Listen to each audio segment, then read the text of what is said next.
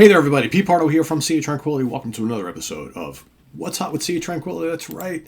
It is new release day here each and every Wednesday, or new review day, I should say. It's not new release day because this didn't come out today, but you guys know that, right? New review day here on the channel. Today we're going to take a look at the, the 80th album from this former guitar hero from Genesis. He's even a bigger guitar hero now, I'd argue. Steve Hackett, The Circus and the Nightwhale from Inside Out Music, division of Sony Music.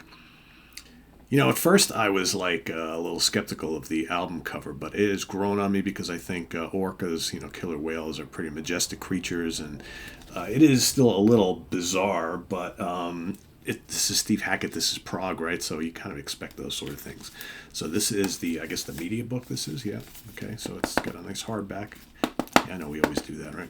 And it's got a CD and a Blu-ray, and the Blu-ray has the full album in DTS HD 5.1 surround sound and 24-bit high-resolution stereo. So you get different options if you want to play this through your home theater system, and it sounds pretty big and bombastic. I've got a nice little home theater set up in there, and it sounds pretty damn good, right? It sounds even really good on a regular CD player. So yeah, let's show you this whole thing before we dive in. So of course you got the booklet.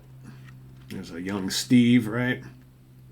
So this is kind of a concept album. This is basically a almost like a telling of Steve's life journey, although he, comes up with, gives himself a different name and everything like that. And there's your Blu-ray right there. So basically this is the story of a young kid named, or a person, he's originally a kid, right? Traveler. He's the Traveler. Travla, not traveler. I'm the Traveler. It's probably one and the same. And I'll read this to you, right? So creating this album has been kind of an anchor amidst an ongoing storm of post-lockdown tours. Music has been, how many times have we all seen Steve Hackett over the last 2 years or so? He's been around quite a bit. Music has been at the center of all things for me, providing a key that has never rusted since 1950, the year of my birth. Starting with the way radio sounded at the time sets the scene for the first track, kicking off my personal life journey in post-war recovering London. A coal-fired world of smoke, my parents struggling to rear a young, highly strung child. Are you sitting comfortably? Hell no. Guitars had yet to learn how to scream and cry, so I had to make do with my own voice as a squalling newborn. This whole album is both faction and fiction, following my adventures through life. It begins in a very real and gritty world, but as I am beckoned into the creative realm, I'm jumping into a dreamscape of symbolic challenges, reflecting the quests of Homer, Collodi, and an ocean of stories. My personal journey is also universal, so I call the traveler of this story Traveler. Okay, so playing on the album, of course, Steve on electric and acoustic guitars, 12-string guitars, mandolin, harmonica, percussion, bass, and lead vocals. Craig Blundell, drums on a good chunk of the album. Hugo Degenhardt on drums on one track. Benedict Fenner, keyboards on a couple songs. John Hackett, flute on one track, his brother. Roger King, keyboards, programming, and orchestral arrangements on the entire album.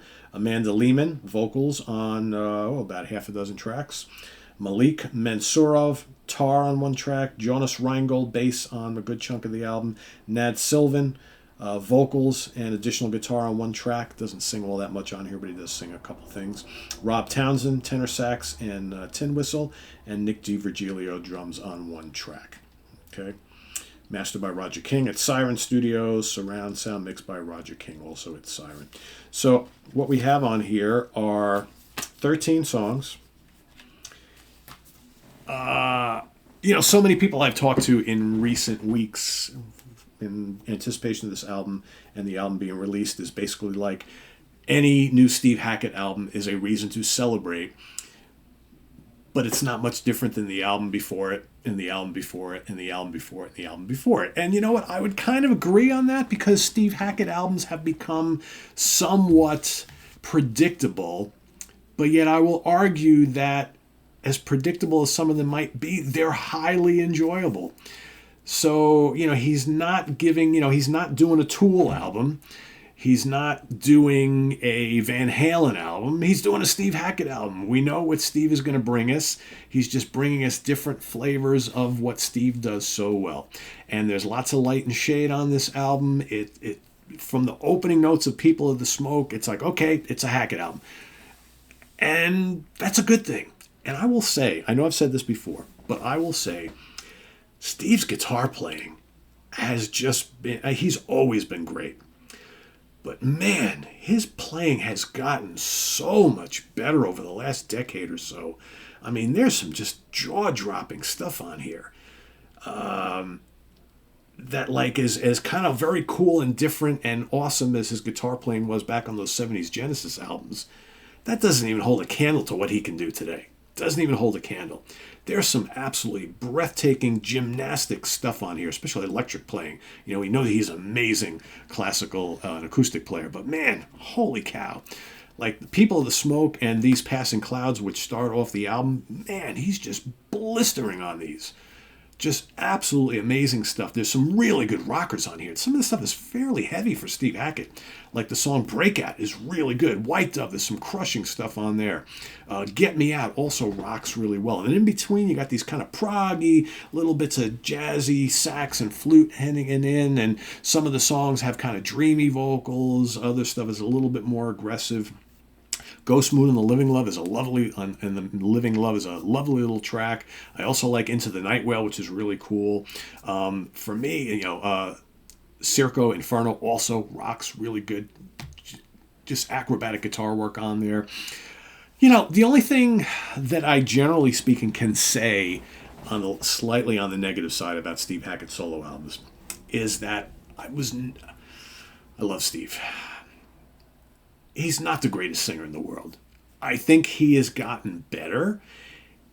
I can listen to his vocals, right? But, you know, when you got a guy like Nad Sylvan, who's a pretty damn good singer, and you really only utilize him on, you know, one or two tracks on here, and the rest of it, and I will say, I forget her name off the top of my head, Amanda Lehman. She's got a very nice voice. I would almost like to hear her more doing, like, whole songs, right? Because you got Steve is singing on a good chunk of this album, and again, his vocals are passable. They're not terrible, but the instrumental songs are so strong, and it's almost like, you know what, if you're going to have vocals on 3/4 of this album, I get that Steve wants to sing. I get it, right? Like I say, he's not a terrible singer by any means. But there's not a lot of strength to his voice. And I just feel like, you know, use Amanda, use Nad a little bit more. Let them carry the bulk here. And you do all the great guitar work, which you do anyway. But it makes that stand out more, because I feel sometimes on Steve's solo records, it's like I'm just kind of like, I'm so loving the music, and I'm kind of like, yeah, the vocals, yeah, they're okay. They're not bad. They're okay. But just imagine how awesome this album would be with some really outstanding lead vocals. That's kind of my point. As it is, this is a very solid album. Very enjoyable. In fact, I like the music so much here that I'm going to overlook the fact that I'm always a little dissatisfied with the vocals. I'm going to give this a 4 out of 5 star because the music is spectacular. The guitar playing is so good. I'm giving this a 4 out of 5 basically because I think the arrangements are really cool and the guitar playing blows my socks off. And to me, that's when it comes to Steve Hackett, that's what I want to hear. So, yeah, vocals are lackluster. Yeah, I'm knocking a little bit for that. But you know what? This is a very enjoyable album. It's only 44 minutes. It's perfect length, too.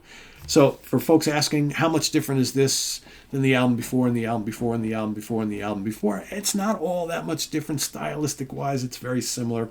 But like I said, there's loads of guitar in here. Loads of guitar. And there's nice symphonic keyboards in spots. It's kind of orchestral in spots. It's bombastic in spots. It's quiet and kind of classical and jazzy in others. And it's hard rocking in others. So a little bit of everything. Ultimately, I really like it a lot. The Circus and the Nightwhale.